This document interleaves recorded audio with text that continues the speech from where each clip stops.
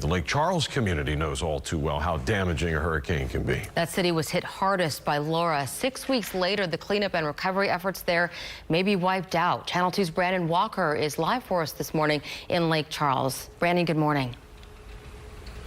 And good morning to you, Lisa. Owen, good morning to you. The question here on the minds of many, what gives? 6 weeks ago, as you mentioned, they've had Laura. Now they've got Delta. Piles of debris like this lining streets. Neighbors just hoping this storm passes quickly because they're already cleaning up. We're just starting repairs, and now we have to pick up and move again. Again, to pick up and move.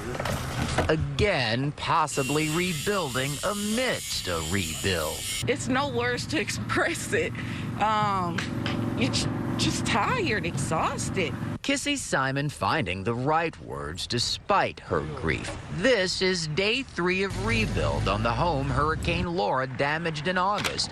Crews patching up what they can in the event of more water, which is likely because lightning seems poised to strike twice. And now landfall is forecasted in almost exactly the same areas landfall occurred with Hurricane Laura. Louisiana's governor issuing the call. This as streets are still packed with debris from Laura. The concern today, flying projectiles. Well, I think they should have cleaned it up like they were supposed to do yesterday.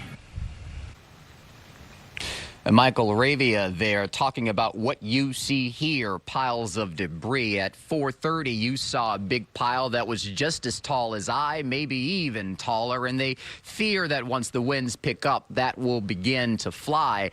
At 6 o'clock, we'll introduce you to a barber who lost his business during Laura. He's packing up and moving out. How he feels during all of this when we join you at the top of the hour. Though for now, we're live in Lake Charles. I'm Brandon Walker, KPRC Channel 2 News. I feel for everybody out there, Brandon. Thank you for the update from Lake Charles this morning. Yeah, coastal flood and tropical storm warnings are still in place for some southeast Texas communities.